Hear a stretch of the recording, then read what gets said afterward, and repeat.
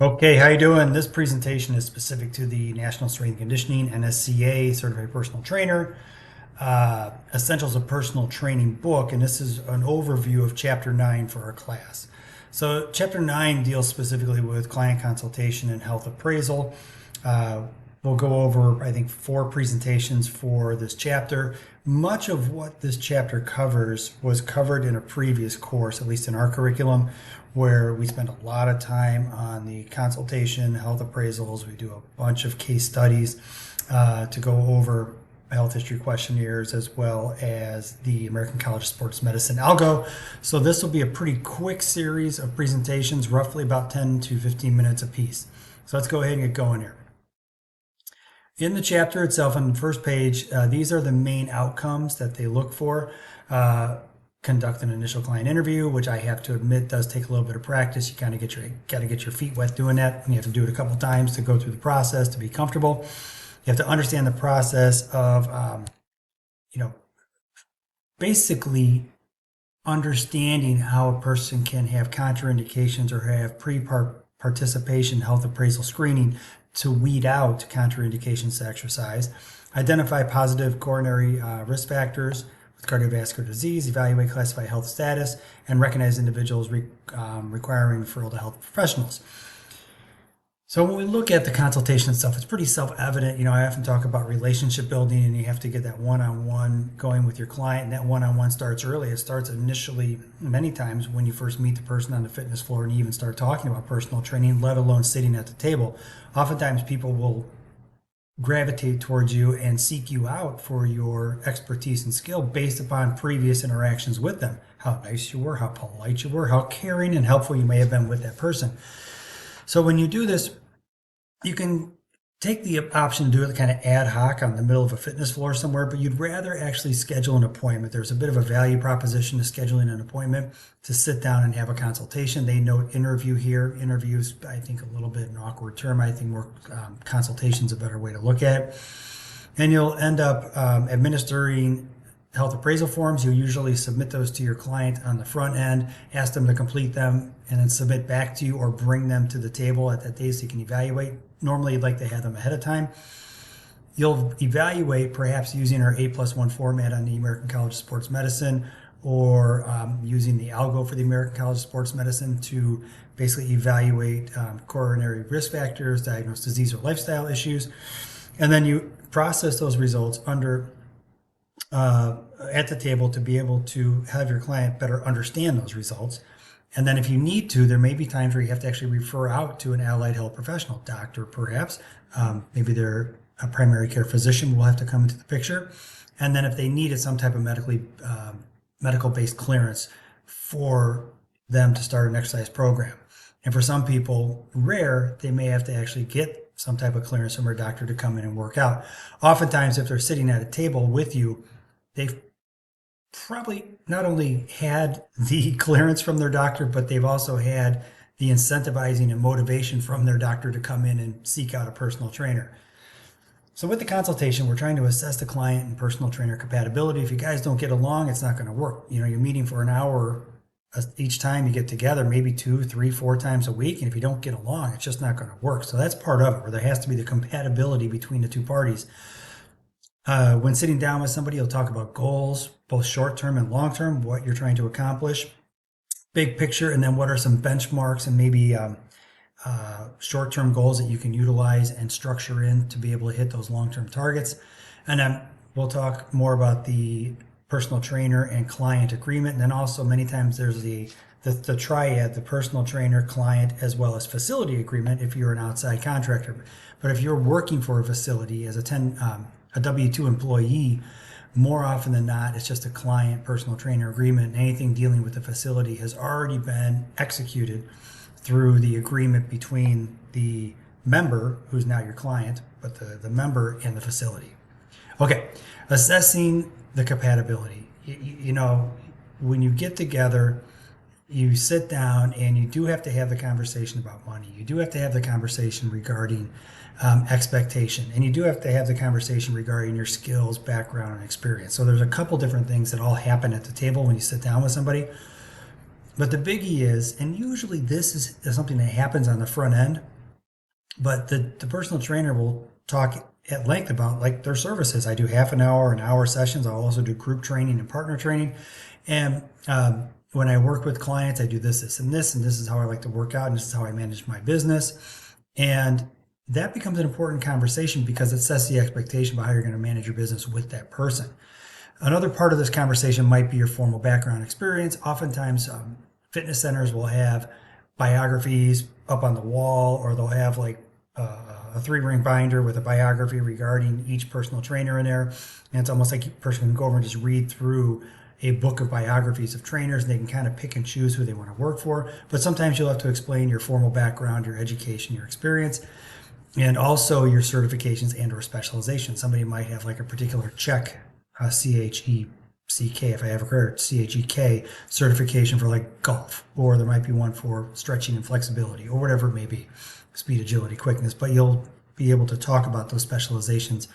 And they list here also maybe a mission statement, success rate, and unique features. Oftentimes, like mission statement, I don't think I've ever been asked for that. Success rate, oftentimes your clients are your best billboard. So they see like how you're working with other clients, and you see the results those clients have. And that's one of the reasons why they've gravitated towards you as a trainer.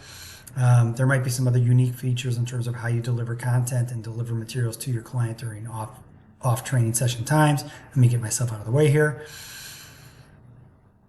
The other part of this is days and times, and I often describe it like this. There's usually 3 things that hamstring the relationship on the front end. It's either if the client wants a male or female trainer. Sounds quirky, I know, but it's a fact. Some people want male or female, and that becomes self-evident on the front end. They can tell you're female or male. Sometimes, though, what you'll have is during an intake, the member will be a new member, and they don't really specify if they're interested more in a male or female. And then you get their phone number and you call them up, and they won't be interested in you because you don't fit the model that they want. The other part of it is days and times. You might offer hours of operation where you work predominantly in the morning and you're done by 2, and the person comes in at 5 o'clock at night. That clearly is not going to work, right? So there's a couple different things that you have to iron out on the front end. They're pretty much binary. They're either or. Either you want a particular gender or perhaps sex when it comes to trainer, or you want the other, or you want to work out in the morning, or you want to work out in the evening.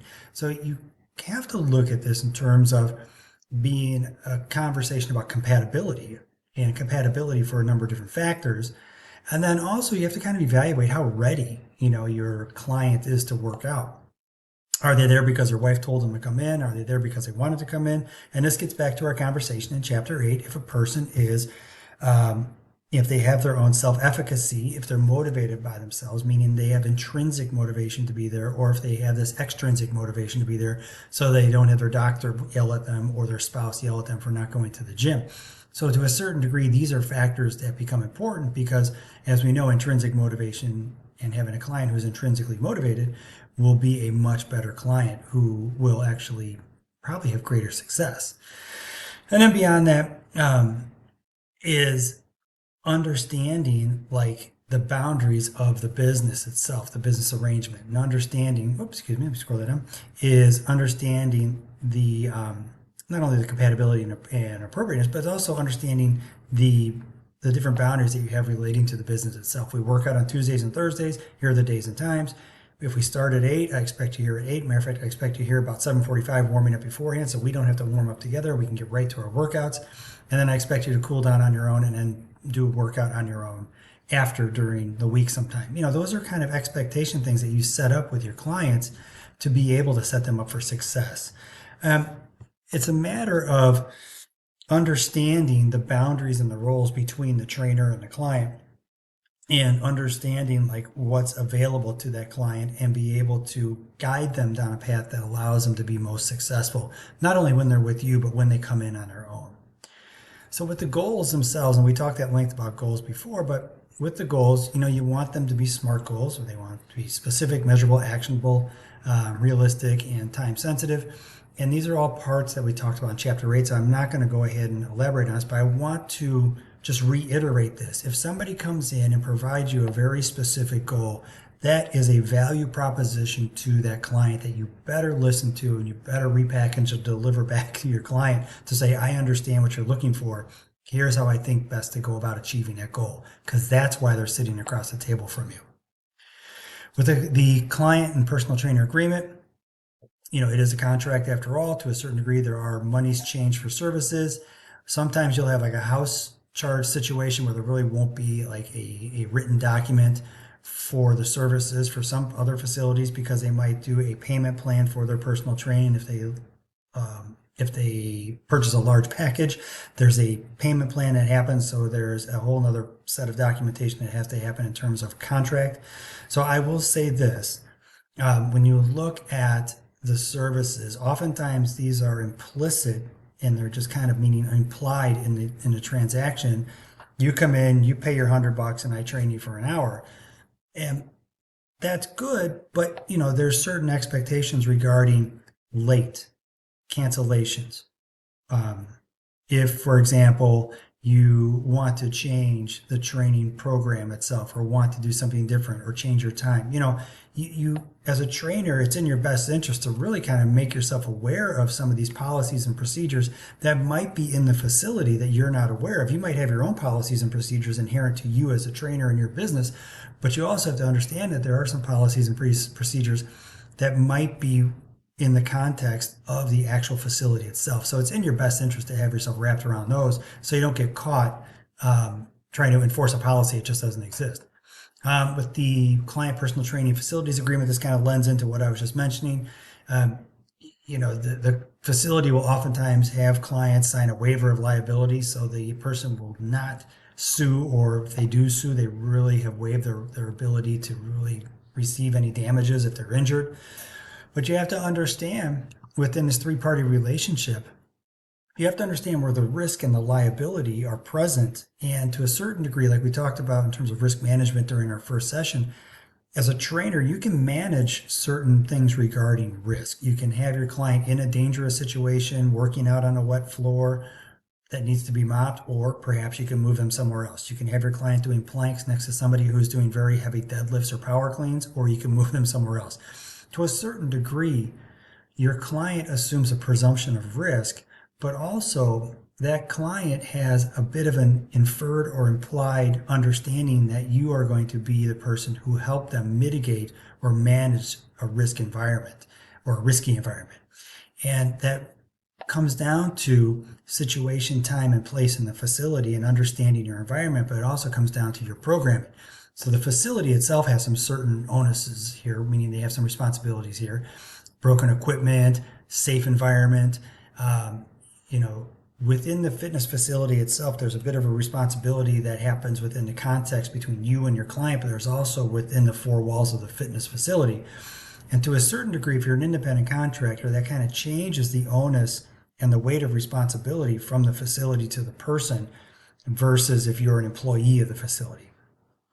Now, these responsibilities are all, kind of defined in the contract when members sign on for a membership with a facility. And I would urge you, if you have a couple extra moments in your day, maybe if you get your hands on a contract, you can kind of read through what some of those responsibilities are. So again, you don't get caught in a situation where you're being held responsible for something that is not your fault. So when you look at this in terms of waiving liability, they're choosing to participate in activity inside a facility, understanding they have waiver of liability because they understand there's a presumption of risk.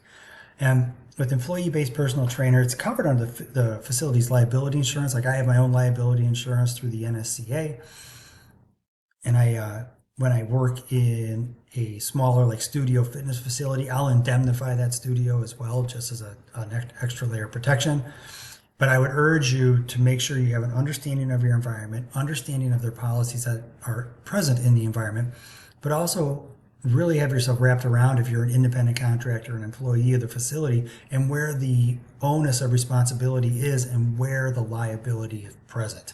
All right, moving on to the next presentation.